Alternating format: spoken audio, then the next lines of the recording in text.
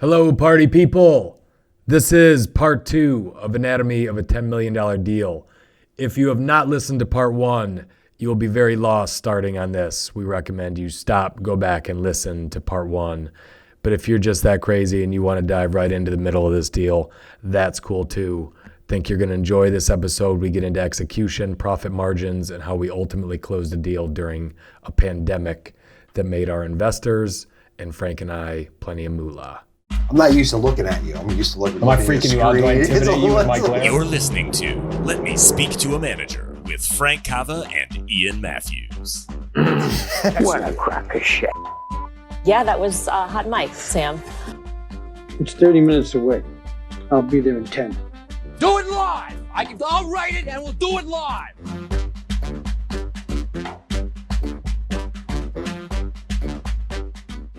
So I knew, how many times prior to this deal had I ever asked you for a penny?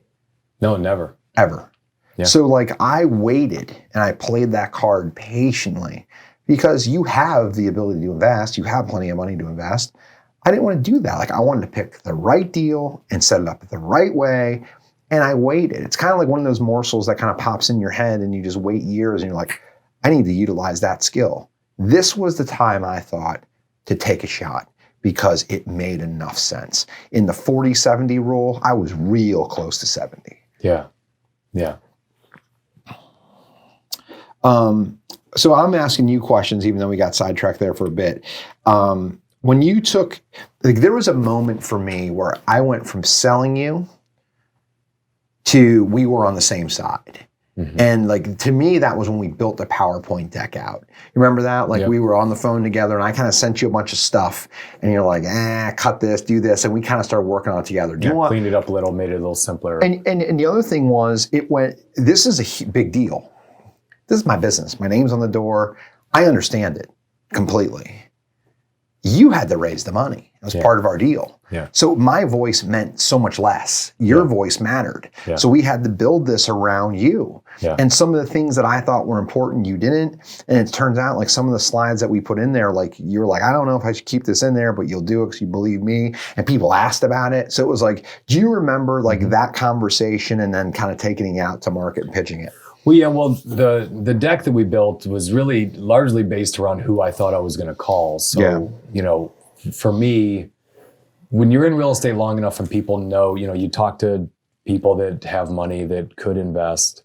When you talk to them, they ask you, what are you up to? You tell them what you're up to, right? I'm doing some deals. Here's what I did. And they're like, I hear that Matt's in with you on that, or I heard Ron's doing it. Yeah. He's in on that deal. Here's the way that one's structured.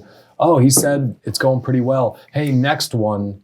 It is kind of the way it works. This is once you've done a deal, you talk to people, they say, next one, let me know. I don't call anyone if they've not said that to me. Right. So keep me in mind. That's kind of the parlance for. I have money and I would like to invest it somewhere other than the stock market. That's translated, loosely translated. And I keep it in my OneNote. If anyone's ever said, keep me in mind, I have a list. There's over 30 names in there of people that have said, keep me in mind. It's in OneNote. It's a little tab that says potential RE investors. That's it, right?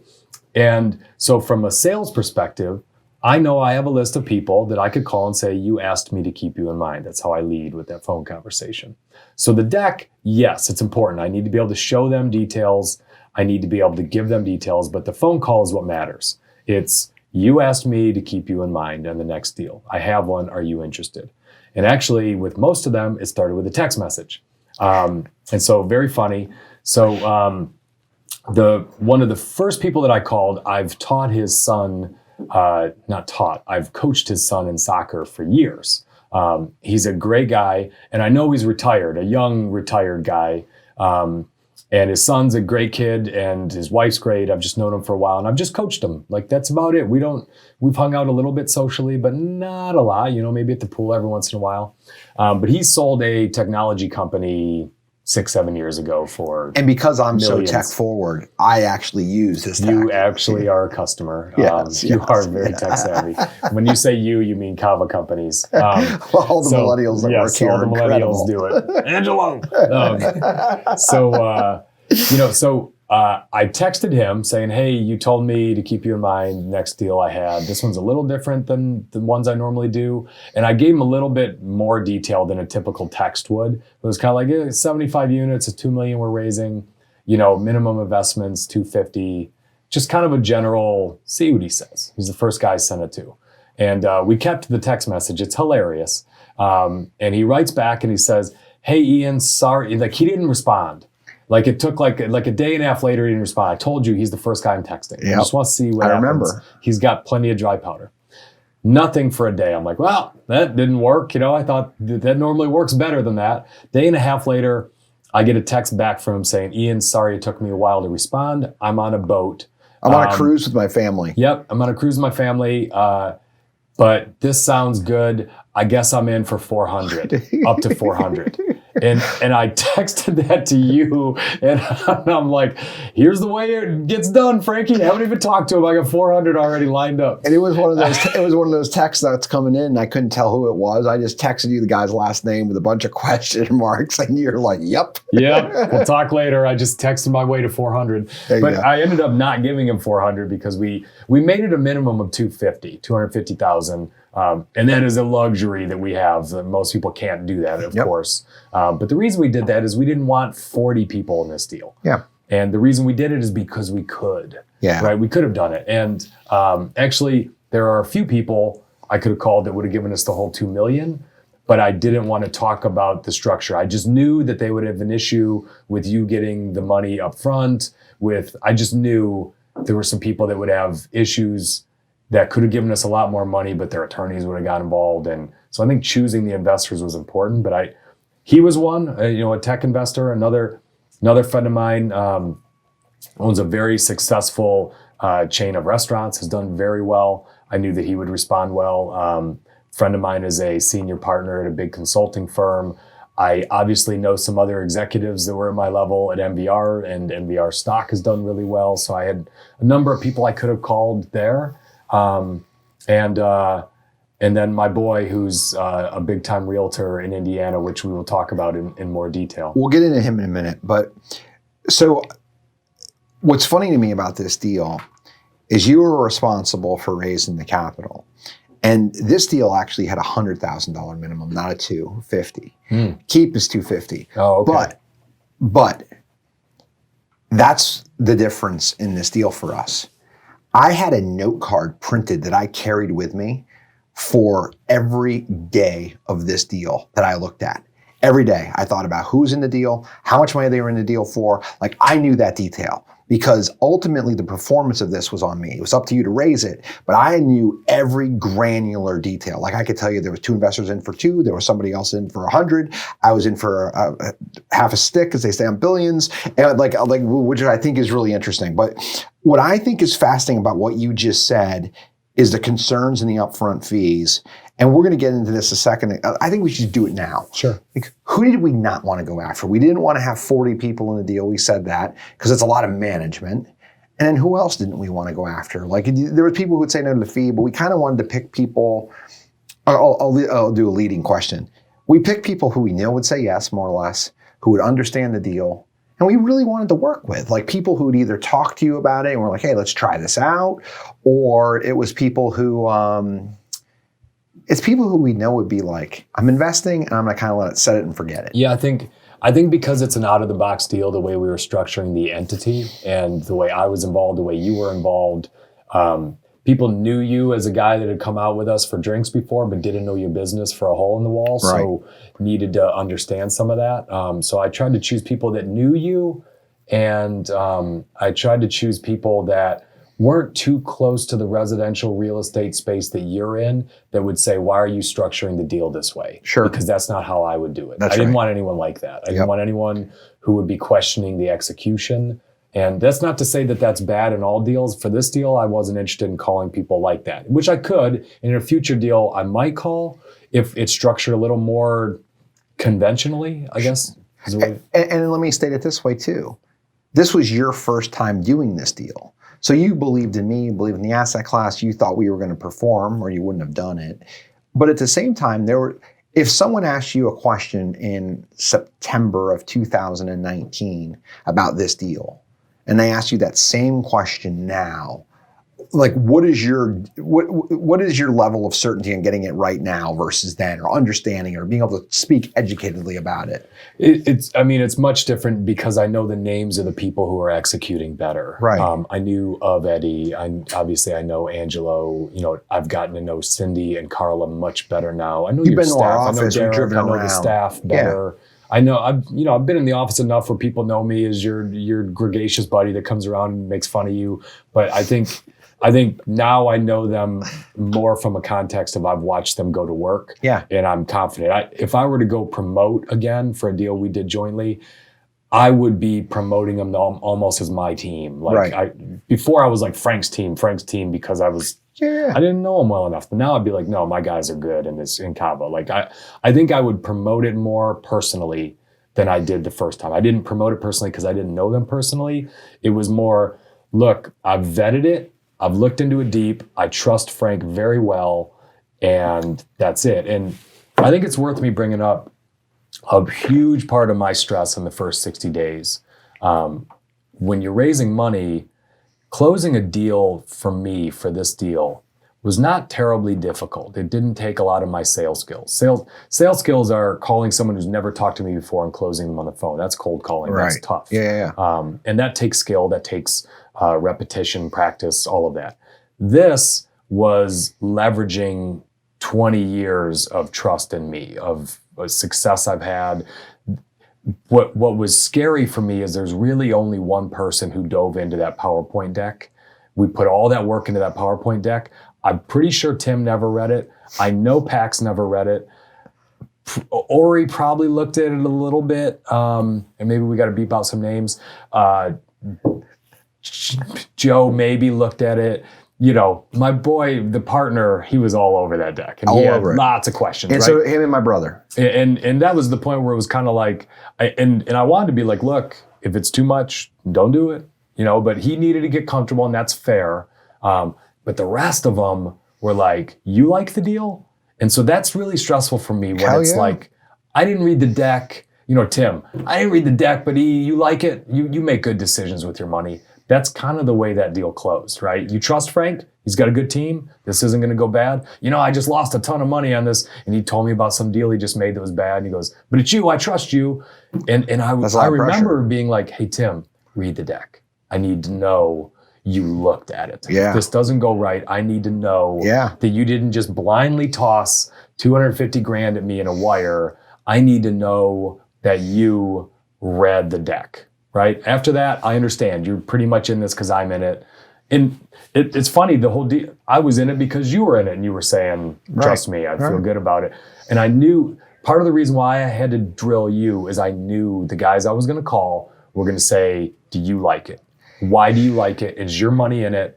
All those answers are yes. They were going to say yes if I called them because I went 6 for 6 on who I called, and we had to bring some of them down because I wanted you in it and your brother, right? But we could have got the $2 million just because of that. There was some strategy. We also knew that if we did a good job for 8 people, those 8 people would go sell 3 or 4 people each. Next time we wouldn't have 8, we'd have the idea. 24. That's the idea. But this comes all the way back to high school football. And what my high school football coach told us constantly is practice is going to be harder than the game. And what you did is you put me through practice. You asked me tons of questions, hard questions. We spent hours and hours. Like, I think before you started pitching, you came down and I think you came and visited, and we drove stuff and you kind of understood it. And then when you went to pitch it, you knew it. Like, you were prepped. And so you put me through your paces.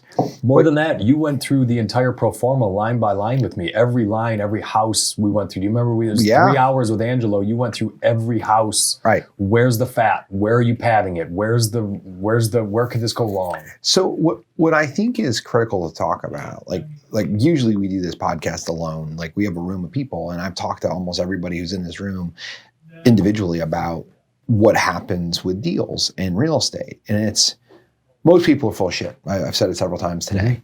Most people don't know how they're talking about. Most people don't vet a deal like this. And ultimately what happens when people invest, especially people that are in your circle, they do it because you're doing it. So if you don't feel 100% or don't, we took that. I think what we learned about each other in this deal is we both had a high level of respect for the other person. But we really learned the details and how we analyze and like the integrity. And like, you're like, I can't lose these people money, and you're emotional about it. I'm like, Ian, I don't have the relationship you have, but there's no way in hell I'm losing those guys money. Like, it's not going to happen that way. Like, the first person to get a haircut is me. Like, and those are like the little things that we kind of work through. But it's really important to understand how the sausage is made before you go out and sell the sausage. And I think that's one of the things we really want to iterate here is I'm really good at this business and understanding the asset class. I know the market. And Ian felt that way because when you're structuring a deal, most people who are listening to this who might be structuring a deal, you're going to work with friends and family. Like, that's how it starts before you get syndicated and go out. That's how it works. So let's get into this. And I also think, Frank, all of that negotiating with you, one thing I'll add on this on closing is I anticipated what the sticking point was going to be. Obviously, you're taking all your profit up front. That's highly unusual. Yeah. Right, in a deal. You getting paid, and then, by the way, we're going to do a deal. I knew that was coming, and so no investor said Frank's brother needs to get in and Frank needs to have capital. You used it ahead of time. No investor said you couldn't have those fees in there. I just did all of that, and then I went and said, I know what you're going to be concerned about, and this is what I'd be concerned about with you. Frank's taking a lot of his money. Let me tell you exactly where his skin in the game is. He gets his money out last. He had to put an extra $500 in, and his brother is now in the deal. He has no fees after this happens. That's right. I laid all that out. This is what I've negotiated already because I was concerned that the risk wasn't as high on Frank as it would be on us as investors, and that's why I put my money in it. And then it was like there was no conversation about the fee anymore up front. It's Eminem in 8 Mile. Like, he tell these people something they don't know about me. That's right. That's right. That's exactly right. You just get it out early. That's right. So you already answered the did anyone say no? Everybody said yes because you picked the right people to call and you got ahead of it. Yeah. How did you think about dollar amounts per investor? We talked about somebody was in for 100, a couple of people were in for 2, somebody said they were going to go in for 4. I think it's worth like belaboring slightly why we did it this way and why we essentially put a cap. We did lead with 250 with everyone. That when I went out with some of it, one of the investors wasn't as comfortable when we talked about it. We thought this is a person who in the future is going to A, have more money, but B, has a very strong network of other people in their position that he will, and he's since done this. So on another deal. He's since done this. He invested in the tech company that we're in. He's already started telling his boss and other people about how good this real estate deal was. So that was smart. And then Paxton's the other one that came in 50 less, and we'll get into his story at some point. Yeah, and we ended up, my brother ended up coming in for 2. So we made the deal work, but we also capped on the upper end at that period in time. Your buddy that owns the restaurants may have come in heavier, but we asked him, no, we don't need you to. And the guy that sold the tech company, he was willing to go 4 out of the gate, and we're like, let's mitigate a little bit of the risk. I was going to do 4 when he was going to do 4. That's it. And I brought mine back down because we thought, let's have a few extra people in this deal and do well with them. Because I was starting, it was building momentum, and I was getting more excited and confident by the day. So I thought, why not have a few more in, because they could be our best salespeople in the future with referrals. What expectations did you set with the investors, months and percentages? So, when you and I talked behind closed doors, you thought in 18 months you could get to a 30%. And we had some pro forma numbers before the pandemic that were significantly higher. We were enthused about, look, I got this much padding, I got this much, and we'll get into the pandemic. But I tried to keep expectations lower with that group. And I told them, look, it would be great if we could get a 15 to 25% return within 24 months. Right. That was I was consistent with everyone, 15 to 25% in 24 months. And here's the downside. And most people were pretty comfortable with that return with their money. Right. And then there was the way that we structured the deal. There was with this deal. These kind of deals aren't, you don't write them on a cocktail napkin. Like, ultimately, the operating agreement is pages long. So there was a waterfall structure, blah, blah, blah. I don't even think we even need to get into in essence, the first 25% all went to the investors. The first return, it's like a pref, right? Yep. That's the pref return. And then in tranches of 5%, they started giving more of the profits away to me and you. So That's then, right. You know, they still got a lot of the 25 to 30, but over 30, you and I were starting to get the lion's share of the profit. That's it. And we talked about this a little bit. So there's risk and there's debt and there's other things. So the way that we structured this in the entity, I was responsible for the debt. Like you were the manager, but I ultimately had to give the personal guarantee, which I volunteered to you. Like how you took things out of the deal and crossed them off for the investor. Like I made sure when I brought it to you, like, hey, I'm taking the debt. I'm taking the guarantee. I'll deal with those things. We talked about some of the returns. I felt so comfortable because the market was hot in January and February. We closed this deal like basically like Christmas time of 2019. And like, I thought in February, March, like I thought we were going to be done. Like I literally thought we could sell this whole thing at like a 40% margin before Corona hit. And then Corona hit and the market dried up completely. Yeah. We had to go crazy to get this done. But I knew there was enough skin in the game where we could ride it out if we needed to, and we could kind of land there. So we had said, hey, we can do this deal in up to 2 years, 25% pref. And let's just tell everybody where we landed. We landed at what percentage and how long? So we finished at a total entity of 30%, which meant that the investor's actual payout was 28% in 13 months. So that's right.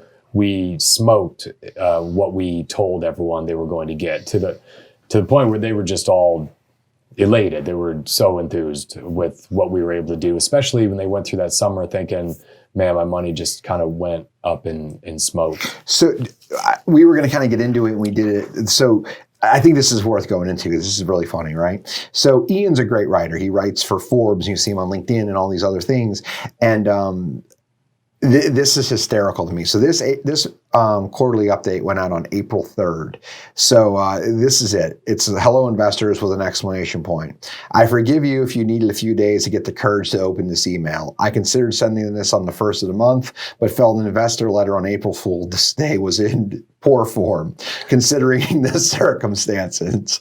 I imagine the timeline of your March went something like this. : great punctuation, by the way. March 11th, Tom Hanks gets coronavirus. March 12th, NBA cancels season, Dow Jones Industrial falls 1,800 points. March 13th, you remember that you invested in a real estate portfolio bringing on flu-like symptoms.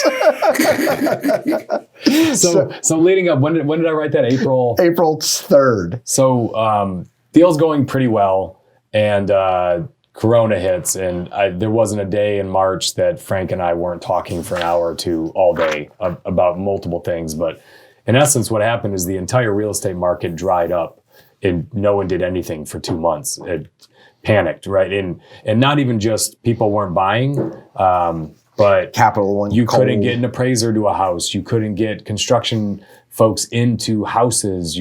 The permit offices weren't open. The government offices weren't open. You couldn't get the Section 8 vouchers. Everything that could go wrong was going wrong in March. And we were trying to stay calm. And so I'm getting text messages from the investors like, hey, this pandemic crushing us. And, I'm trying to use some humor to deflect it because I know, look, if we can survive a while and keep collecting rents, we'll be okay. But that first investor update was a couple of pages long. It was 4. I gave them incredible amounts of detail of what we were doing to mitigate the circumstances and the situation that we were in. So one of the things that we've talked a lot about today is the power of relationship. And I think something we haven't talked about that's critical is the power of communication. And we're both fairly blunt. Like, I mean, I'm told that like you're blunt. Like, yeah, I'd rather be blunt and just get it out there and get it over with. Yeah, it's better than passive aggressive. Yeah. So what we did, and we talked about this, like shit, we started talking about it in the middle of March, like we all have to show up with masks, is like where are we at with this? So I'll start with humor. So I have a 2-year-old, and anyone who listens to this knows this.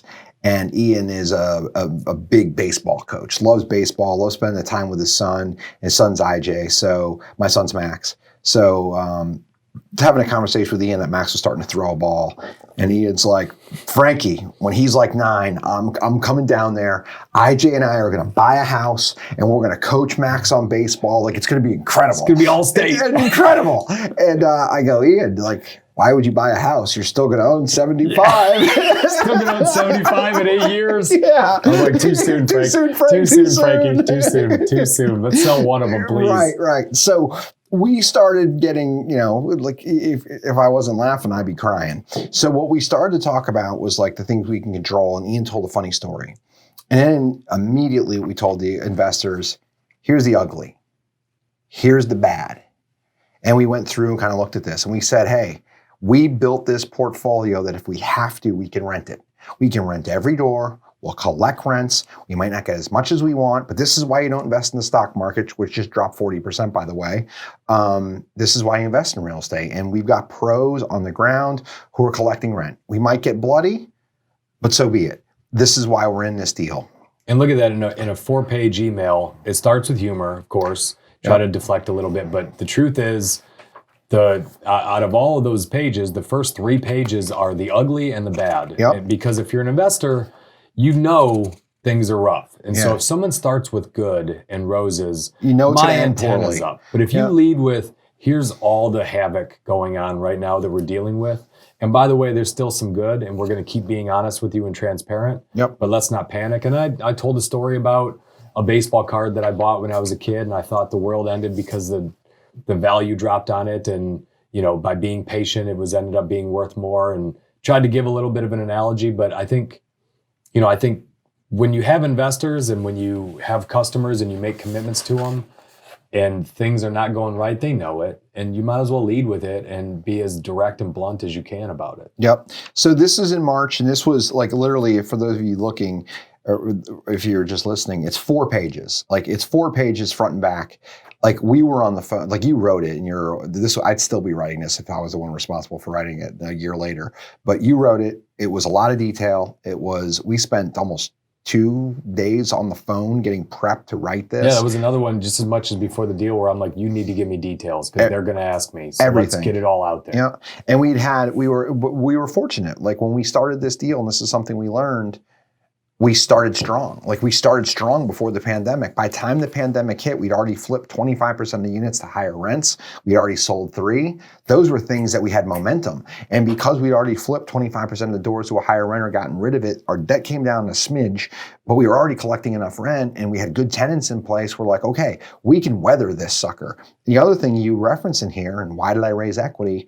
There was $750,000 in cash in the account when we wrote this letter. Like our mortgage, that would have paid the mortgage for probably 15 months. Mm-hmm. We had cushion. We had tons of cushion, and that's how we built the deal. And that was what was brought up in quite a bit in our prep. So I think it's worth going back to even just a little bit, just a lesson that we both. So one, yes, we diffused the situation with some humor. Yeah. We had a little bit of fun with it. But the truth is, you can only tell so many jokes before people start to say, no, am I getting my money back? Right. You have to execute, right? Yeah, you have to very execute. much. You have to communicate well with investors if you're going to do this. If you're going to syndicate, you have to. You have to make them feel like they're insiders, like they're in the middle of it, that they know everything so they don't panic. But you also have to execute, and you were doing that well. And I think what was interesting, backing it up, so we close. We have all our money. We have $750,000 in the account, and we're both feeling all this anxiety, right? You've never done a deal this big. I've never done anything like this. I have all my friends in this deal. I'm feeling way out there. We go back to Schnitzel, and we're all over each other in the first week. So, there we go. I'm asking Frank for more information. I'm getting frustrated. I'm like, wanting to have a weekly call. What are we doing with these units? What's going on? And Frank is. Frank's used to, when you do debt, no one calls you from the bank. No one's asking you questions. I don't have a boss. I'm not calm. No. Frank's not calm now. We're both getting frustrated with each other because I don't feel like I know what's going on. I feel like I'm flying blind. And Frank is frustrated with me because he's not used to having someone asking him questions. Like, I'm Frank Cava. What are you asking me questions for? Damn right. And we kind of got into it a little bit. And at one point, we just had a great conversation where I'm like, all right, I got to be honest with you. This doesn't work of you just saying, trust me. Like, I need better than that. You can do better than that. And you said, okay, but I need you to chill out and trust that I'm doing my job. And I said, okay, can we just come up with something where you send me a little weekly summary? And you already had something close to what I wanted that Carla was doing. And when you put that together, I relaxed. I said, look, I want to see the bank statements every month. I want to see a weekly update of solds. And we would talk. We would have a quick call. Yep. But in the first few weeks, I think it's important in a partnership, you have to expect a period of storming. Even if you're boys, even if you're close friends, if you're doing something new together and you're not used to seeing that side of the person, it's really easy to start getting frustrated with each other. And I think something we did well, we could have let that frustration build until we got into a fight. Yeah. Where one day you were like, get the hell out of my office, or something, or I got mad at you. And instead, we both kind of were like, all right, we're both irritating each other. Why don't we talk this through? Because here's why you're irritating me. And you'd be like, well, here's where you're irritating me. And it was like, okay, why don't we both change? Right. So I think this is worth talking about at length. Like I think the thing that Ian liked most about doing this deal is he got to walk around my office and be like, I'm Frank's boss. Everybody knows that I'm Frank's boss. I had a lot of fun doing that. Like he comes in a shitty... And your team really enjoyed it too. He's in a shitty AC/DC t-shirt and flip-flops saying, I'm Frank's boss, just an FYI. The Cava company staff really enjoyed those first few days. Me walking around. Hey, Carla, have you met Frank's boss? I'm Frank's boss. I didn't see what Frank got in this morning. Has he been coming in late?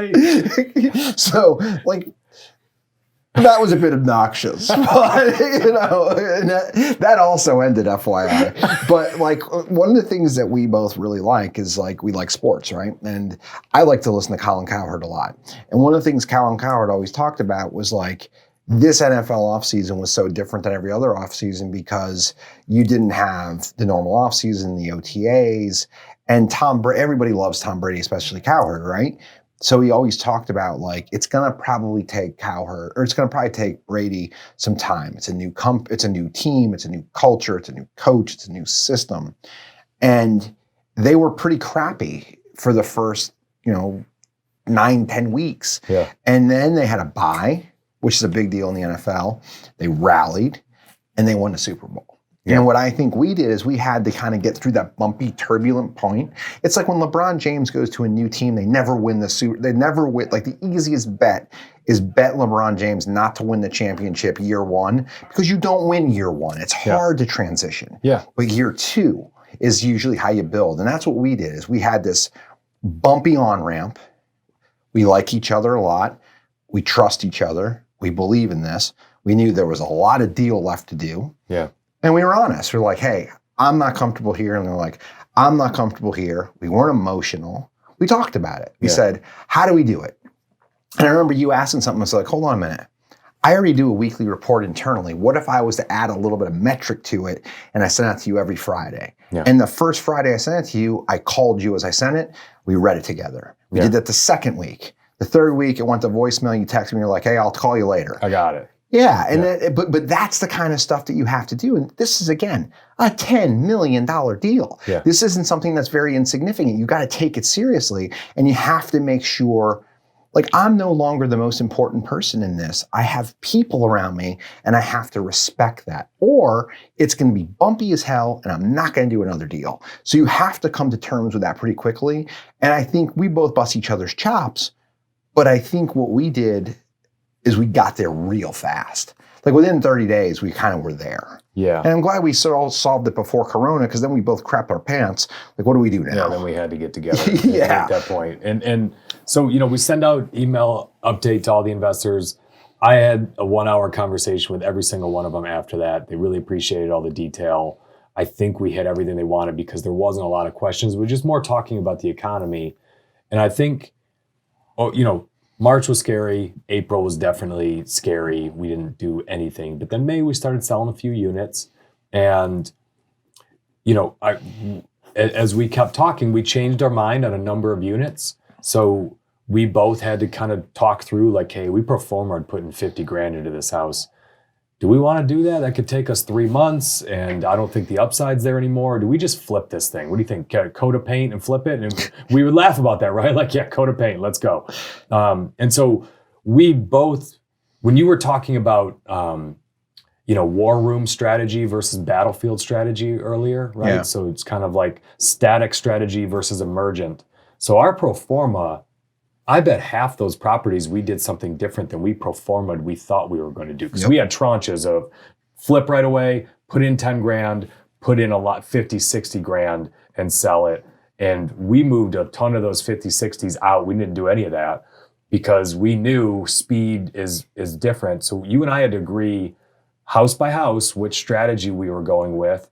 And we started to feel a little more confident because we were talking to enough people to see, yeah, the stock market's awful right now, but I'm not hearing from anyone unless they're in hotels and restaurants that the economy is collapsing.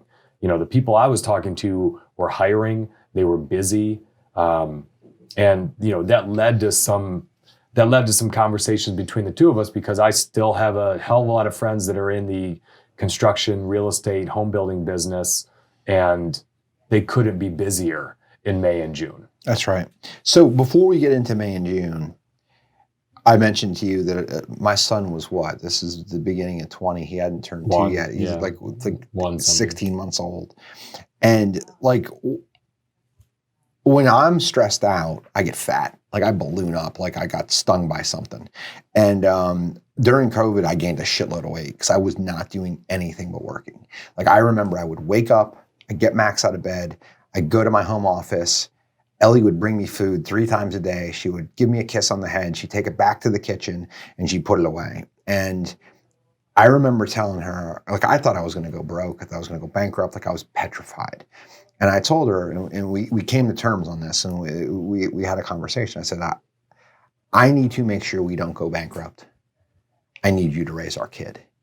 Like, can we do that? Like, I hope this doesn't last forever, but like, I'm scared. Yeah. And I put in as much time as I possibly could to just make sure that we were thinking through things properly. Like, if you remember, like this is when we couldn't leave the house. Like this was scary as hell. Yeah, totally. So we had to get through that.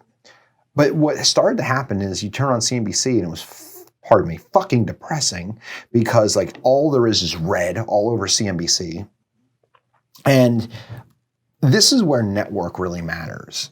So I'm in this deal and I'm focusing on this deal, but I talk to you and you talk to people. We'll come back to your side of this. I talk to Nickel, who's on Wall Street and he audits a big firm and I'm hearing things from him. I have a buddy who's in San Diego and he's like, holy crap, man, the market is so hot. And I'm like, that's not what I'm dealing with here. Like, we started doing a Collective Genius. We started doing all hands on deck calls, like starting March 20th, a call every Friday. And like, we had such high attendance, like every single member showed up because we were like, everybody was locked into their business. And so we went from this period to starting to see some green shoots. And as we start, so let's go a little bit deeper into like talking to people and making sure you have perspective. So Ian, we're going to talk a little bit more about like when the market got hot and when you knew the market got hot and who we networked with. Like, I think that's going to be very important. And I think let's just say this. What we hate about podcasts is you listen to something, they don't tell you the freaking story. They tell you, I did this, and poof, alakazam, and out came a deal. So what I want to talk about is some of the nitty gritty stuff. So March, we read the thing about Tom Hanks has the coronavirus. So let's go backwards. Let's talk a little bit about the riskiest mortgages. The riskiest mortgages are typically FHA mortgages, right? Like, so me talking about mortgages with you in a room is stupid. Explain to me what an FHA, like for a listener, what is an FHA mortgage? So an FHA mortgage is one that is backed and insured by the U.S. government. So FHA is federal housing, and it requires a 3% down payment, which is small. Most normal very loans small. are So 10 it's to a 20%. 97% loan to value, right? And even crazier, that 3% can be gifted from family member of some kind, and a lot of people opt for that. So hardly any skin in the game in a government loan. It's a very risky loan, and no one would do that loan. No one would do that loan if the government wouldn't back you up when you got into it. So the worst mortgage market we ever saw together was like when? It had to have been 2007, 2008. That was the scariest period. All right. So I'm not a mortgage guy. Ian understands mortgages better than me, and he understands bonds. And the bonds and mortgage market, they work in unison. They work in concert, but I don't want to get mired in detail. But I do want to say it this way, and then I'd like to have you correct me or just add color to it. So there was something crazy going on in March. Like I started getting phone calls. Like one of the agents who I trust the most is like, hey, I'm hearing if an FHA loan isn't closed by March 31st, like the financing is going to get pulled, which means that they're no longer going to be able to underwrite that deal and that deal is going to fall apart. And I had lots of deals fall apart in March. Like literally, I thought I was going to have a plus $400,000 or $500,000 March, not in the RVA deal, just in my business. And we lost money in March. Like it was a bloodbath. But I do remember. Yeah, you're 90% of the deals you do are FHA. These weren't even FHA. These were people who said, screw it, take my deposit back. I'm canceling. Yeah. And I had some big deals in there. So like this was all factoring into like, I'm going to run out of money. I thought everything was going to go to hell. But you and I had a conversation about there was forbearance was the word that started to come out. So can you explain what forbearance is? So forbearance is just can you pass off on making your payments until a later date or write it off completely, right? So the government started coming out with all these different programs, right? The Mortgage Protection Program, MPP, all these different things, where they were saying people don't have to pay. So the government was coming out and putting in new laws saying, hey, if people were impacted by the pandemic, they don't need to make their payments ever. Right. What that does is the servicer who has to collect those payments, they were basically saying you're eating it. Right. So all of those servicers that were servicing and eating it on those bad loans today, all of them said, we're not buying any more of this. We're just not buying it unless your credit score is, that's where you start feeling it. Your credit scores have to go way higher. Right. They have to put more down. Right. And they did it in the middle of the backlog. So people who thought they were closing that month or the next month were no longer closing. So we can get super granular here. This is the period in my life where I had CNBC on every day. Diana Olick is standing in front of like a realtor sign somewhere in DC with a mask on talking about like, and they're showing like all this red when it came to mortgages. But this is the most important thing, I think, and it kind of summarizes it. The worst market you ever saw was 7 and 8 at par. So like at par is $1. So an FHA loan in 2007 and 2008, if par is $1, where did an FHA loan trade in 7 and 8? Do you remember the number you told me? I mean, well, the FHA was a little bit better, but that even at the really bad points, it was maybe 4 or 5 points off of par. So maybe 95, 96. Right. And where did the mortgage, where was it trading? Where was FHA loans trading compared to par in March? Do you remember? In essence, there was no trade, but it was close to 80 cents on the dollar. That's like a junk bond. That's like a, you would call that a scratch and dent, where to actually sell that loan at that point, you're losing. So you make 3 points on a deal. You could be losing 15 to 20 to sell it. And that was just for a short window. Right. But pretty much what happened is the whole market just said, we don't want them. That's it. We don't want them. So what happened was a big segment of the buying public was going to get frozen out. Everybody who was going to buy an RVA deal, every single house in the RVA portfolio would have sold FHA. Like every single one. Yeah. So I'm freaked out. You're freaked out. And like, I remember when we talked about this in real time, like I even thought you said in the 70 cents on the dollar, like compared to par. So like it was real bad. Yeah. So, but understand at 90 cents, no one's doing the deal. Right. So whether it's 80, 70, the bids you're getting, you couldn't sell the loan. No one has the money to eat. Even a company as well capitalized as the one we worked at was not about to sell any of those loans. They were just sitting on them and servicing them themselves. They're just because that wipes out the profit of the home. Do you want to tell that story or talk about that a little bit about like just servicing them themselves? Yeah, so multiple people that I know that worked at builders were running into the same thing. They could not sell their loans, and so they were using cash reserves and just holding the loans longer and longer because those loans had credit scores that didn't make sense or debt to income ratios that were too high. And so all of their standards changed. So on new originations and even closings that were in front of them, but they were also having to service loans, which home builders aren't good at that. And mortgage companies, retail mortgage folks that I knew weren't able to sell loans. They were having to service. And you don't have cash to do that. You run out of cash. And so I was 100% panicked when I was talking to you in March and April, because I hadn't seen the market seize up like that in 13 years, 12, 13 years. And that was a really ugly time. How would you, so let me just do a timeline of events. March 11th, Trump speaks from the White House. It was the first time I've ever seen him read off a teleprompter. So that's like, we're closing borders, like the NBA cancels, that's March 11th. Yeah. Backwards, the 6th is that Friday, the Friday before. Then the stock market was starting to go down, but March 6th, how liquid was the economy? Incredibly. On March 6th? Oh yeah. I mean, the stock market was everything on fire. Everything was on fire. So between March 6th and March 11th, which is 5 days. Yeah.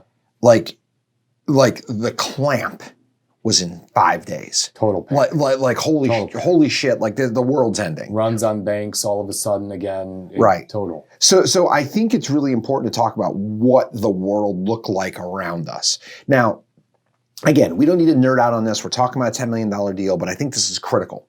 The Fed stepped in.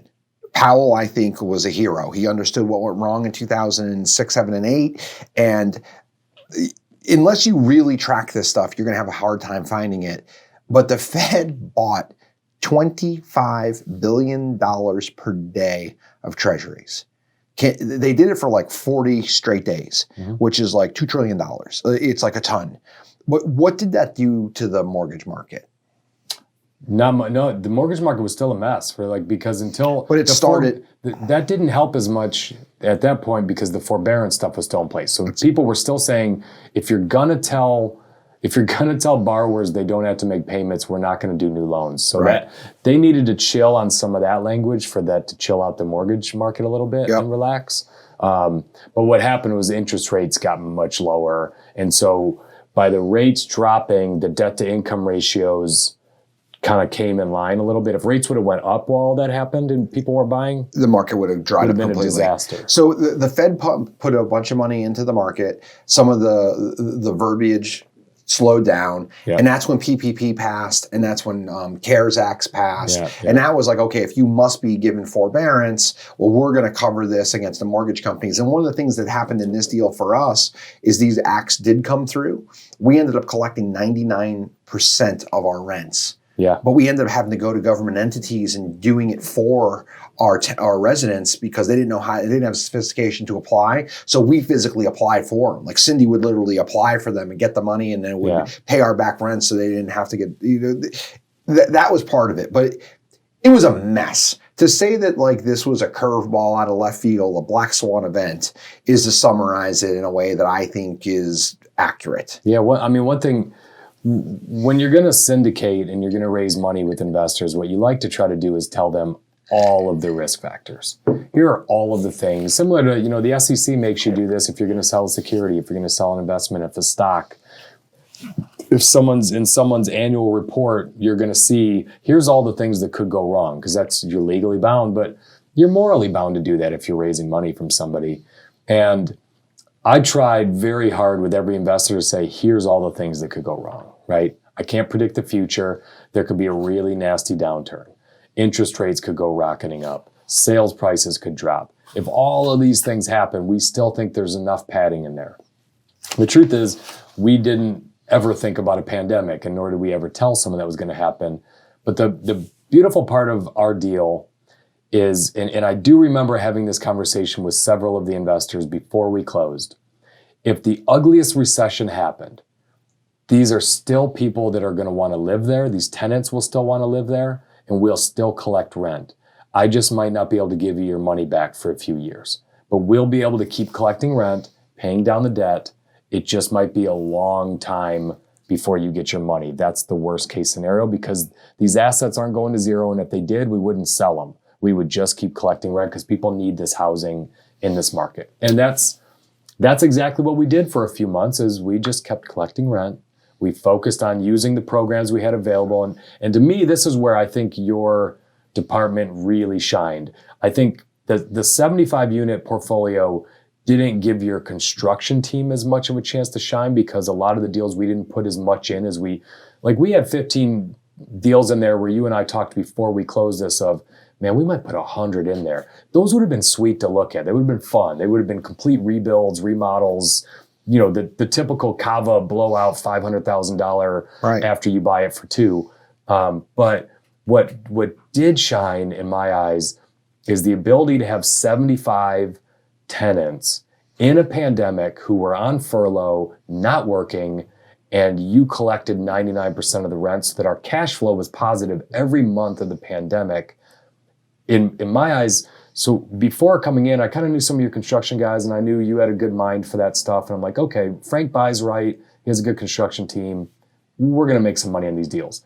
What I wasn't as versed on was Cindy, her team, and your ability to manage 75 tenants who are all stressed and not paying you and work with the government agencies to get them the money to keep collecting rent. I didn't have any concept of how good you were at that until we had to do it. Yeah. Right. And I think you learned a little bit about your own team. That's right. In doing that, of just how good they were. So this is going to segue nicely into what I really wanted to talk about, right?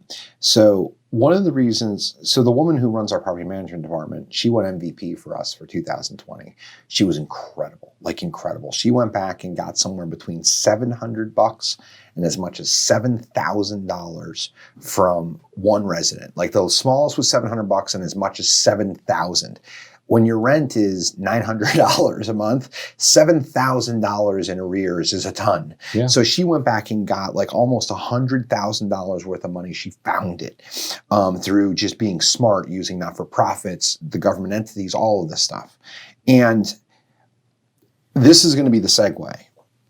She's great, but she also brought with her when she came here an attorney that she works with. They are specifically a property management attorney. She'd worked with them before. She had a great relationship with them. And what they did is they went into the law and did a lot of the work. They read it, understood it, told her what to do. They educated her. They gave her the information that she then acted on, but she had incredible information. She had a good network. Yes. That's why she's good. That's why anyone's good at anything is they have a good network. So that's why I wanted to go with this as network. So I kind of talk about my network as you and Nickel, and I would talk to my friend in San Diego. Who are you talking to? Because I think what's critical is the newspapers and the TV were telling us one thing, but the boots on the ground were telling us something different. Yeah, I mean, I think I'm fortunate in that I have a pretty diverse set of friends that are in and out of real estate, different industries. And what I was gathering by midsummer is the pandemic was crushing hospitality, restaurants, hospitality, and not much else. Just about everyone else I talked to, whether they were in industrial businesses, real estate businesses, finance, they were all hiring. They were all up to their ears in work, trying to keep up. Their sales were up, their revenue was up. And so, these are all executives that are, too busy to even keep up. And they're all saying that they're doing this while everyone's working from home, which was blowing my mind that, no one was coming to an office and yet people were busier than they ever were and they weren't losing revenue and sales. And so I started to feel a lot more confident by midsummer that the stock market was not a gauge of what was going on at the grassroots. Right. And if you look at this, like for those of you that are watching, the 4-page write-up was for Q1. Q2 was 4 paragraphs. 4 paragraphs. And what we talked about... Well, because I was able to say we sold a few. That's it. The one I did 3 months before, I was like, we haven't sold shit. Right. And here's all the reasons why. When I have 11 sales, it's like, hey, can you believe that in April, May, and June, we got 11 sales? That's right. Which is pretty incredible. Yeah. And that was the first time, and we kind of made fun of the fact that, there's things happening with the Washington football team. There's a little bit of humor, but let's get right to the point and just shut up because there's green shoots. We don't need to say too much. It's kind of move on. But I think this is critical in the power of your network.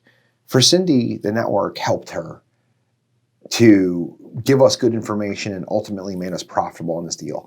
I was talking to a very successful investor from Pennsylvania yesterday, and the guy that runs his property management department was like, we'll just make an extra $2,000 on every house we assign to make up for the lost rents.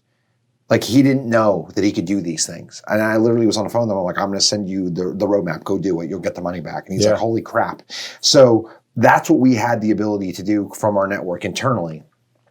Our networks told us, hey, there's green shoots here. Don't panic. Start looking. Think proactively. Don't read the newspaper. We're seeing different things. NVR just sold X number of houses. NV Homes in Maryland just sold $800,000 houses. We're like, holy crap. Now we can very easily say people didn't go on vacation. They had extra cash. They weren't spending money on clothes. They weren't going to dinner. So all of these things kind of stopped. And then they said, screw it, I'm going to build a pool in the backyard, or I'm going to buy a newer house, because it put a stress test on their current environments, and the housing market kind of popped. Yeah, and I was talking to you a lot about that because at the time you were still interacting a lot with a lot of really small guys who were panicking too. Yep. And I was interacting more with big companies. And I was sharing with you that this market is blistering, man. Like, don't panic. Don't listen to and a lot of the people you're talking to are up to their eyeballs in debt. Yeah. And so they're freaked out. Yeah. Whereas I'm like, well-capitalized companies, there's demand. It's strong. Let's not panic. And it came to a place where I think we had closed about 40 of the 75 units. And I remember talking to you about it, and I'm like, man, why are we killing this thing? This should be, and we finally had to have a conversation where you were like, well, here's why. Here's what's going on. I think on a few of these, we underestimated the expenses, but then you started listing, here's where all of my expenses are going up, right? There was some inflation in the services of the real estate market. And yep. I think that was just another lesson for me of just, we had the storming in the beginning, and then in the summer, it was kind of like, I was on you to pick up the pace. Let's go. I'm hearing all this great stuff everywhere. And you had to bring me back to reality of, okay, well, here's the reality in Richmond, a little bit of what we're dealing with. Let me send you a picture of a house with cockroaches everywhere that you could only yeah, you wish it was like scratch and sniff so you could see it. Yeah. But so I think we're kind of now in this deal closed in January of 2021, or kind of in July, August, right? Mm-hmm. And you and I we got some momentum. We got about 40 of these deals sold or like under contract, and we've got a handful left. And I think I brought to you, hey, Ian, I see an exit. Why don't you talk to me and kind of recall that conversation? So you believed you could sell off a large tranche of them because we initially had thought that was going to be a good opportunity for us. You would sell these in batches of 15 to some aggregators. March comes and the aggregators just went and hid in holes for like 6 months. They were just gone. And we get into fall, September, October, and you start hearing from aggregators. An aggregator, that's a big word. So that's just someone who buys properties in multiples. They buy 5, 10, 15 at a time, and they look to add value. Similar to what we did with the 75. We're an aggregator. Let me give a couple of names. There's a company called Roofstock. They're a big buyer. Like they're the biggest player in this space. Nerada is another name that's in the space. Those are aggregators. Those are people. RP Capital. If you Google any of these companies, if you really want to understand this is the nuts and bolts. Those are aggregators. Yep. Those people dried up. So the thing with an aggregator is they can take a bunch of assets off your plate, but they're going to be similar to the way we bought this. They're going to beat you down on price. You're not going to get full retail for what it is, but the value is you get time value of money, you get your capital back a little bit faster. And so I was a little skeptical at first when Frank started saying aggregators now, because I'm like, Frankie, the market's hot. Let's take these listing prices.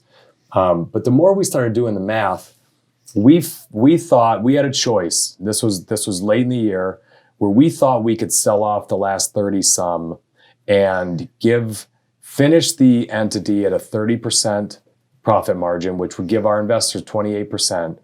Or if we sold those other 30, it might take us another 9 to 12 months to close them all out retail. So the calculus we had is if things stay where they're at, we could finish at a 40+% return. But the thing about it was the way we had the profit waterfall set up, even if we got to 40%, it meant that the investors might get to another 3 points, 3 or 4 points. And so we looked at it and thought, what's better for the investors? To give them all their cash right now or make them wait a year for another 3 points and make them worry out the risk of 2021, where we already know we're sitting in a bubble right now. I mean, right, we are. This is not breaking news. It's a bubble in every asset. It's going to pop. We're not sure when, but maybe we should take some of this risk off the table and give them their return. And is it better to give them a 28% return in 13 months or a 32% return in 24 months? And the more we thought about it, we didn't think there was one investor that would take the second one. That's right. For the risk. That's right. And so it made sense for us to close the deal out with aggregators. And that was, I give you credit. You had the relationship. You were close to the market. You were able to move those units.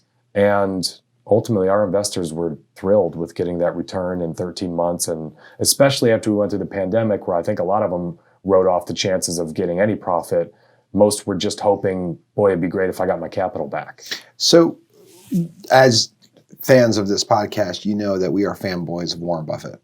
And Jim Cramer always says, never apologize for taking a profit. And Buffett always says, pigs get fat, hogs get slaughtered.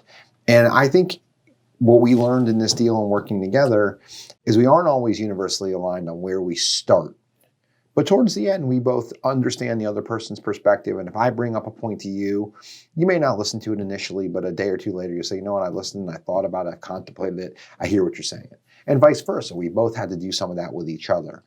And with this one, it was like, I'm worried about plywood prices. I'm having to figure out how to get appliances. I no longer I'm taking appliances from houses I'm buying on the retail side and I'm putting them into these rentals because I just can't buy appliances. So there was other things. And I was like, I think this makes sense. And we did what good partnerships do. One of us who's doing it brings it up. The other person asks some contrarian questions. And slowly what we whittled to was, this does make sense. And I think what you did is you asked an investor or two on your side, hey, what do you think of this? And I remember I talked to my brother and he was like, his initial reaction was, can you wait till January 1st so the tax year would change? And then what ultimately happened was he's like, he gave me the best quote of anybody, the best compliment of anybody. He goes, that's incredibly impressive. Wow. He goes, through a pandemic? Wow. And then we have a slide that we put on here where you wrote it. If you want to read it, you can. But you compare the performance of our portfolio in 13 months. Yeah, same money, and the Dow Jones was 9.7% on the day we went. For that 13-month period, Dow Jones was 9.7, S&P 500 was 15.8, ours was 28%. So, for us, it's pretty hard to argue that. Sure, you could have put your money in Tesla and you'd have done 800%, but who was doing that? Right. No one, right? So for what should be considered a alternate investment in real estate that has maybe a low upside, but not normally the upside of a tech stock, we gave tech stock kind of returns, which most people were very excited about. When I say most, everyone was incredibly excited. And we'll get to the coolest story in a second, right? But what I think, if you're going to do a deal like this, or you strive to do a deal like this, I think what's critically important is to realize you must have humility. You have to understand what you don't know. And imagine we didn't do that 30-unit deal 3 or 4 years ago now, and I overpaid. We would have gotten crushed in the pandemic, crushed. What if we would have done this without the property management department? What if I didn't have Cindy that found an extra couple of $100,000 sitting there? There's so many little things. Malcolm Gladwell in one of his books wrote, it takes 7 critical mistakes to crash a plane. We could have had 7 critical mistakes, but what we looked at is we were prepared. We did a lot of the right stuff. We got lucky. And this is pretty good. Let's get out. Mm-hmm. We could ring the bell a little bit more, but holy crap, why? This is pretty darn good. Reward our investors for being good. And really, our investors deserve a reward because they could have been active, nervous investors that were demanding we were selling more units, taking risk off in March and April.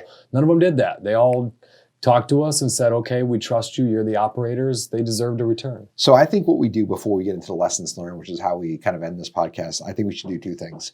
Let's talk about first, we sent out a quarterly update.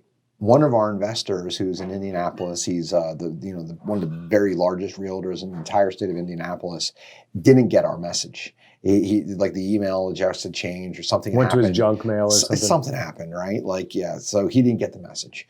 And then he finds out he's getting a payoff and he's like, holy crap, I'm going to Vegas. I'm going to blow it all. I mean, it was a significant amount of money. It was like 60 grand.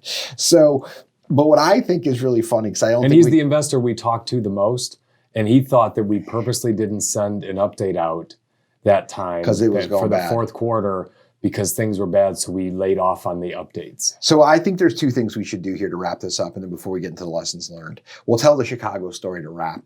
But why don't we talk about him funding this deal before we get to our Chicago payoff? Yeah. Now, we're going to bleep out a lot of these names. Pax, we are talking to you. Jeff Paxson with an S, Mr. 4%. Jeff Paxson team. So out of all the investors, he's the one I was most worried about with details. He's an incredible sales guy, but details not so much. I'm driving down to Richmond. This is the day this deal is supposed to fund. He's ordered the wire. All of the investors said, wire's ordered. It's going to be in your account. So I'm driving down there. I'm signing documents, right? And I'm going to go to the title company with Frank. He's got everything lined up. All the paperwork's printed. I get a call at like 9:30. So Paxson hasn't returned my call for a couple days. Yeah. I don't even bring it up to you because I know you're stressing out about getting everything I got other else things done. to deal with. You got other things to worry about. My job's the investors, right? Yeah. So I don't need to put this on you. It's my friend, and so he calls, and I think he tried to call you first. Remember, he went into voicemail. You were busy because he was scared to call me. Yeah. Because he knew I was going to just lose my mind. So he gets a hold of me and he goes, hey, so I guess there's some rule about if you transfer $200,000, you can't do it on the same day with the wire. And I'm like, Jeff, what are you trying to say? Is the money not going to be there today? And I'll get to my favorite part about you on this. But he goes, yeah, so...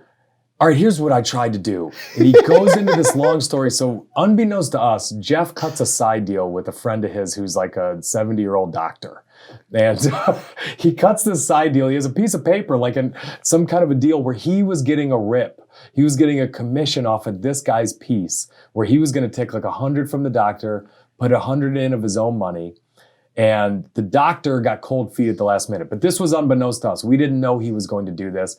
But they were going to just have a side deal that wasn't even legally enforceable, whatever the deal was, that this doctor would give Jeff some money, then Jeff would move it. So when the doctor backs out, Jeff's in a bad place and he has to wire money. So to get the money, our boy, who's an amazing realtor, we just talked about it, goes to his office and finds 50 or 60 realtor checks that he's been just stacking on his desk. He has it cashed for like 4 or 5 months. This is his accounting practice is when the stack looks pretty big, he goes to the bank and signs them all. And so these are $3,000, $4,000 checks, $5,000. He has a stack. In aggregate, it's hundreds of thousands of dollars. Stack so big that he has a couple $100,000 worth of it just sitting on his desk, just sitting out there. And he's like, normally one of the girls in accounting comes over and tells me if the stack's getting a little too big. And so literally this is Jeff's account. So he's explaining this and he goes, God, as I'm explaining it to you, you probably think I'm so unorganized. And I'm like, yes, I do. Who has an accounting practice? Like, how are you the #1 realtor in Indiana with a practice like this? And so, I'm chewing him out. And then finally I realized this is not getting anywhere. I call you because I'm embarrassed. I'm like, God damn it, I had one job was to have all the money there and I'm going to screw this up. And I know that's a lot of risk because the debt relies on the down payment and I know how hard it is for you. You were stressed because the loan was not going perfect. Right. You're bouncing the lender and getting pissed at them. And I'm like, you'll have the money. You deal with the loan. And so I call you to tell you what just happened. So I'll let you tell my side of it because I don't remember what I said to you, but I do remember this. The best part is, All right, you go. I expected this would happen. Today's not really the closing date. It's in 3 days. I just told you. So I'm like, you lied to me about the closing date because you didn't trust how it hit. You go, yeah, I do this all the time. Don't be offended. I'm like, I'm kind of offended. You could have told me this and I would have told Jeff that. He goes, I had a feeling Paxson would screw this up. So we're not really closing, but you're signing today. So I was signing a bunch of dates for different. It was hilarious. I'm not surprised. It was hilarious. You lied to me about the closing date because you knew Paxton would screw up. I remember where I was sitting when you called me with that. Like, for some reason, that's like a flashbulb moment. You for me. loved the story, though. Oh, You it was loved great. the schnitzel, the Dr. Schnitzel. So, like, the two things that came out of this deal that were kind of funny for us was tits up, which is great. For and sure. then Ian's like, Frankie, do you understand what Paxton's trying to do? He was trying to schnitzel a couple of bucks out of this doctor. He's doing a schnitzel. He's trying to get an extra commission on the extra. So we got schnitzel and tits up. So we just got back last week. Let me back up and come forward. This deal closed like Super Bowl, the Friday before Super Bowl Sunday. And what we did is we had to get like the documents, like the deal closed in January, but you know, February, the first weekend of February is typically the Super Bowl. So what we wanted to do is we wanted these people to have their checks in hand. So we did a couple of things. Whenever I do a deal with my dad, I don't wire him money. I always send him a check. And my dad has worked his ass off and built, you know, he's built a really good life through just, you know, just going and sweating every day. And his favorite part is that check. It's like his favorite part. And he's like, just wire me the money. I'm like, Dad, I'm not wiring it. I'm sending you that check. And he always calls me. And he's Awesome. like, hey, Frank, man, I got that check. And this is the coolest thing. That one of the first deals I did with him, there's like a closing packet of paper. It's like this thick. And he gets the paper and he gets the check. He's like, I got all the paperwork. Like, I don't do the paperwork. The closing company does the paperwork. Like, it's title insurance, a bunch of things. Like, I don't do a damn thing. I sign a check and it just all happens. And he goes, I got that check. And he goes, I got all that paperwork. He goes, you're running a hell of an outfit up there. It was awesome. And I had the heart telling him that's really not me, Dad. I was like, no problem. So we sent everybody a FedEx with the check. Yeah. Then Ian and I talked, and he's like, we know these people. So we got him some swag. We got him some Cava mug, like a Cava Yeti mug, and we got him a Cava hat and a Cava beanie. And we sent him a bottle of Richmond bourbon. Richmond bourbon, which Ian said tasted great with Coke. Goes And- great drowned in Coke. I was like, how as good as it? He's like, oh, I drank the bottle with a bottle of Coke. And we wrote him a handwritten card. And I wrote him the cards myself. And I wrote him something funny. Like, I wrote a really nice message to both Ian and my brother, because my brother's been investing with me since the very beginning. And it was like one of those things but they didn't know that this was coming. So we sent them the wrap-up email Friday morning. And Friday afternoon, they got 2 FedEx packages from us. One was the check, and the other one was kind of the care package with a note written from me to them. And I know, like I said, we know most of these people, but you know, it was something personal. And the ones I don't know very well, I just told stories that I knew through Ian. But the coolest thing, every single person in the deal called me. Every single person either sent me a text, an email, or a call. It's awesome. Some way or another. And it was really awesome. Yeah. And then why don't you tell the story about us going to Chicago and I'll add some color. So one of the guys who was invested in it, the guy that owns the restaurant chain that they just sold their company. He's still there running it as a CEO, but they did damn well. And he has his own jet, and he had picked me up late last year just to pick me up in DC, just to fly to Philadelphia, just to go eat steak and drink on his jet and then fly back. It was all in one night. And, you know, I don't know what the hell he spends on that $20,000 just because we hadn't flown on his jet yet and he wanted to go out. So we went and got some cheesesteaks. We saw the Rocky statue, but somewhere, you know, on the 4th or 5th bottle of wine, he told me about one of his restaurants they bought from Del Frisco's, which has, you know, a top 5 wine cellar in all of Illinois. And he's like, look, because I told him, I said, look, we're doing pretty good on this real estate deal. We're going to make you money. And he was all pumped up about it. He goes, look, if we make money on it, you guys are coming in town and I'm going to open up the good stuff. You know, we're going to get into my private stash there because he has, as part of the deal when they did it, is he bought a chunk of the wine cellar himself. And so we close this. I text him. I'm like, hey, man, we're coming in. We're doing that. And he goes, oh, yeah, for sure. You want me to come get you? I'm like, no, that. We're coming in ourselves. But so we flew into Chicago in the afternoon on a Thursday and met him at his restaurant at 5 o'clock. We were there till midnight, just drinking some of the most obnoxious bottles of wine, you know, you could get a used car for each bottle of wine that he pulled out. I think one was from 1980. It's a Penfolds that was a 100-point wine. There was Screaming Eagle in there. So we might have spent half of his profits from the real estate deal on wine, which is pretty obnoxious. He's a wine guy. So we're wine nerds, but we don't have his budget. And we don't have his access to wine. So if he was to pay retail for those wines, he would have spent all of his profits for sure. Yes. But he told me, he's like, and it's the coolest thing. He's got like this, it's like almost like you've been to Vegas and you've been to Raya's or where they have like the wine angel that goes up and down. This is like a 3-story wine cellar. Yeah. But that belongs to the restaurant. It's called the Founders Collection, and it lines the walls, and it's just his. He's the only one with like this special key fob. And like Ian knows this guy. I've met him 5 or 6 times. He's always been incredibly gracious and generous with me. But Ian's standing there and he's like, yeah, we should get a bottle of the Eagle, which retails for $13,000. And we should get a bottle of this. And I'm like, Ian, like, tell me to get one of those. So by the end of the night, we have 7.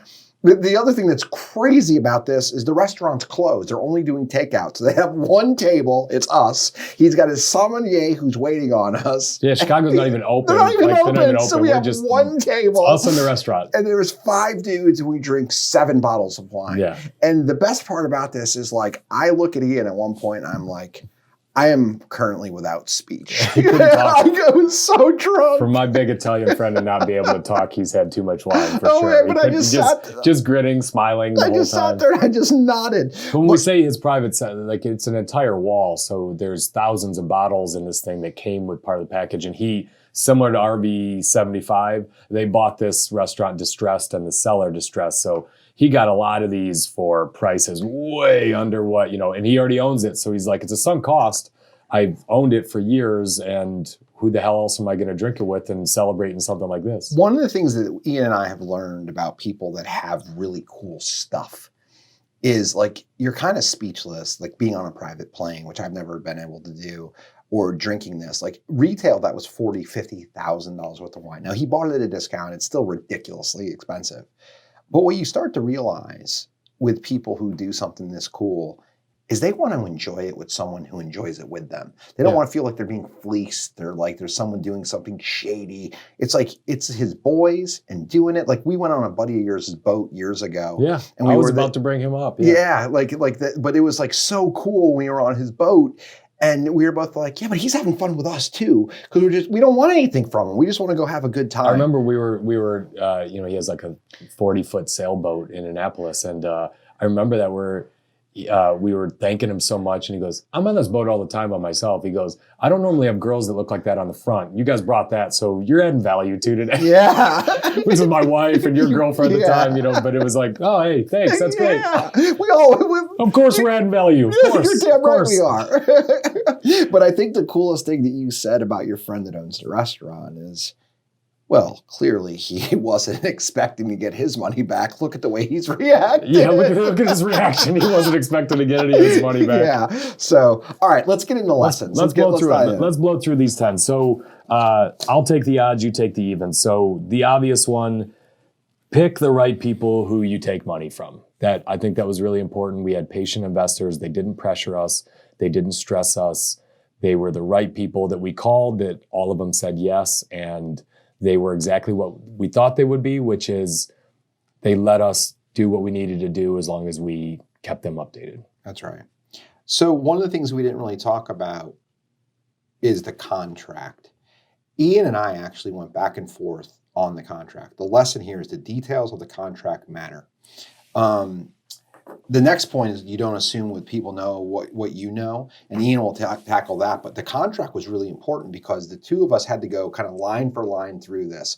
Like my attorney wrote it and your attorney came in and asked a ton of questions. And I was like, why the hell would he ask me that? That doesn't make any sense. And it went back and forth. But one of my favorite books I've read in the last 12 months is a book called Dynasty. Dynasty is the book about the New England Patriots. And the New England Patriots, most NFL franchises own the stadium, the parking lot, like the team. So all three of those things. But the Patriots, back before Robert Kraft bought them, the Patriots were owned by one person, someone else owned the stadium, and someone else owned the parking lot. And what he did in order to buy the team is he bought the parking lot first, the stadium second, and he slowly just merged in and bought the team, and he kind of squeezed them. And the guy he bought the team from ultimately was like, "You're a real hard landlord." He goes, "You should have read the lease." And that's like the contract is critical. Totally. So I think, don't assume people know what you know. I think on a number of different occasions when there was friction between either me or Frank or me or the investors, it was really just because we weren't sharing enough of what we knew or how we were feeling or what we were sensing. And I just think every time there was ever friction, just honest, candid feedback was great on both sides. There's no doubt.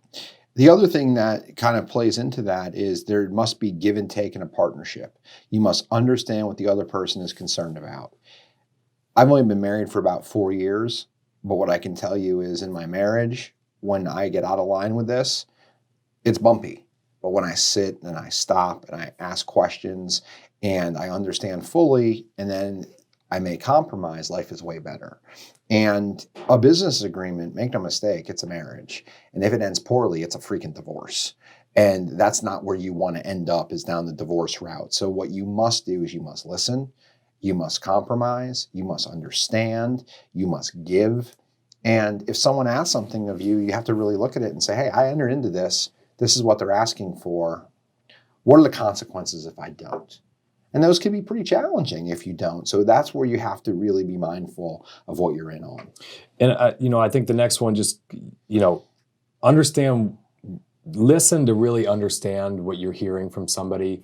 So, early in the process, as I was asking Frank a bunch of details about money, about finance, about the contract, what Frank really needed to hear was, I can't screw up relationships that I've built over 20 years. And so after all of those bullet points we got through, what Frank really needed to hear from me is look me in the eyes and tell me that you're not going to blow these relationships because they matter a lot to me, right? So I think when you're negotiating, there's always something superficial people put on, but people tend to give information in layers like peeling an onion.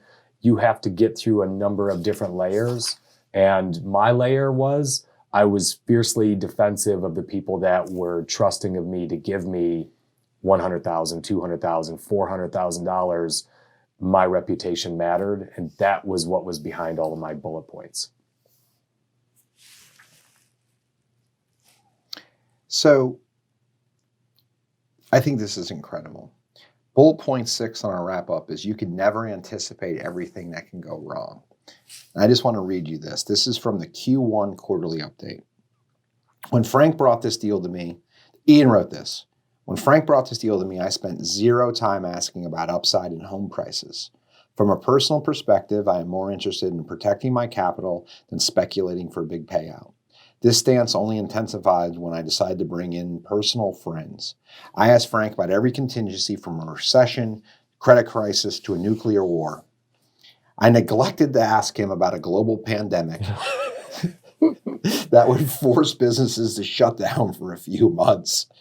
But I felt comfortable that we were buying a castle with a very wide moat.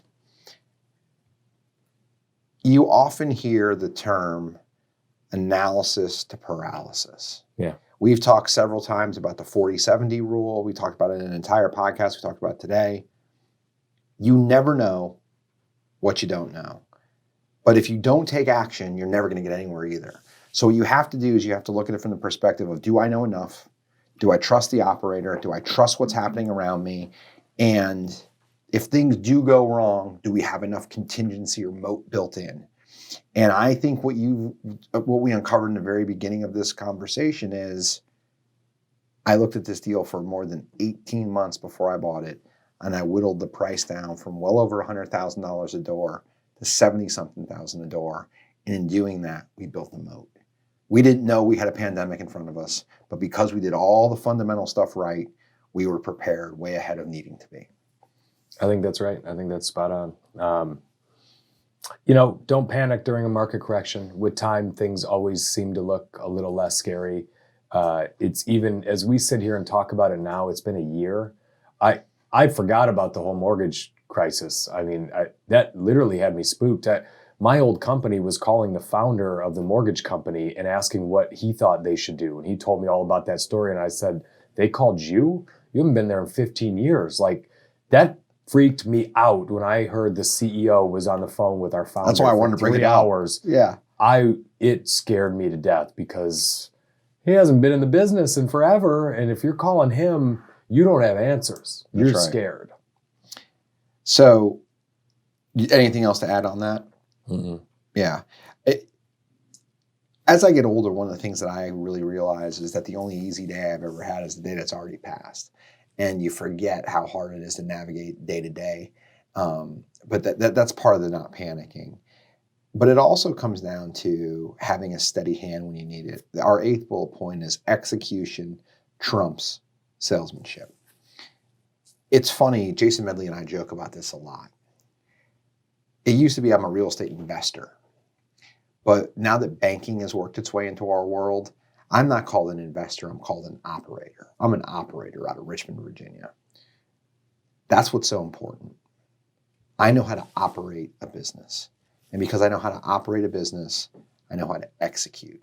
And the execution is what this all came down to. It came down to a lot of pieces, but this is a panic thing. It could have gone way wrong.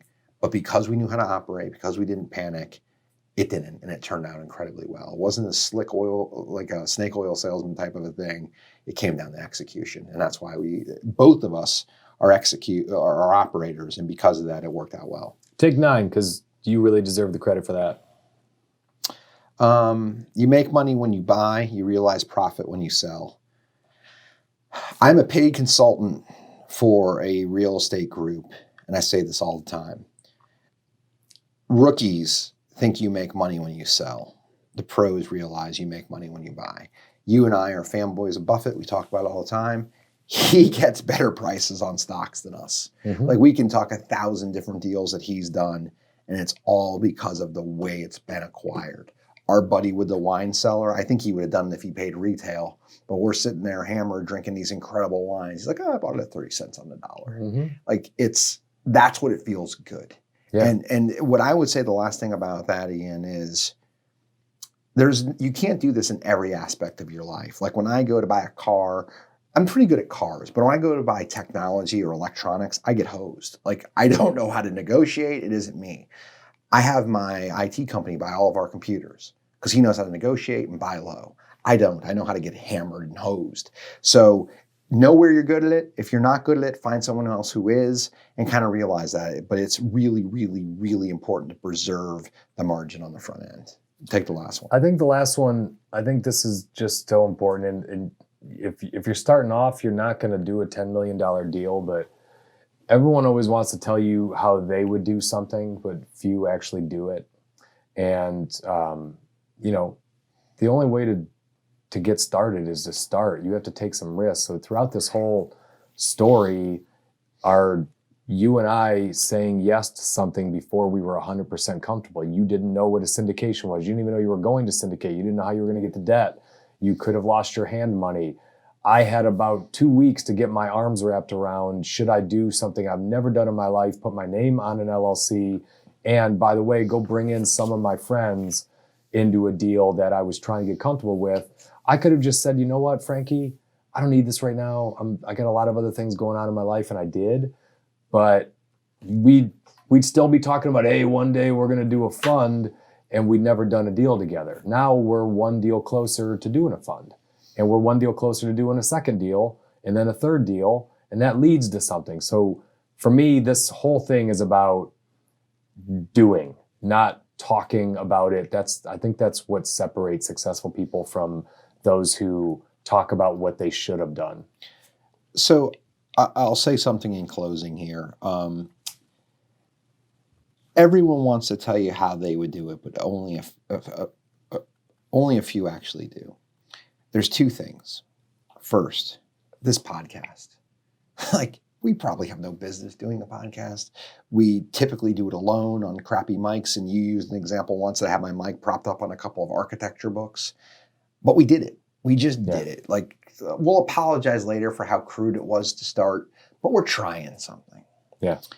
in addition to that, like when we were at break and we were kind of setting up some stuff, we talked as a group about the thing that drives us crazy about other podcasts is they microwave the details and they want to sell you some bullshit course.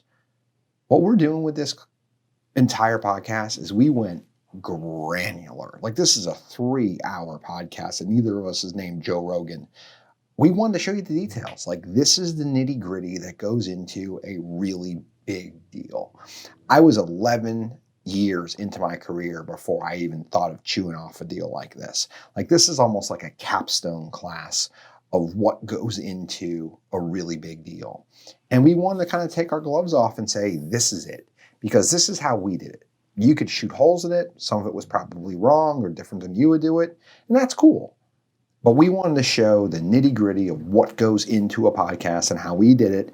And you know what? In the end, it was a pretty kick-ass thing. It was a fun experience for both of us. We have some happy people on the other end. And it was a big success.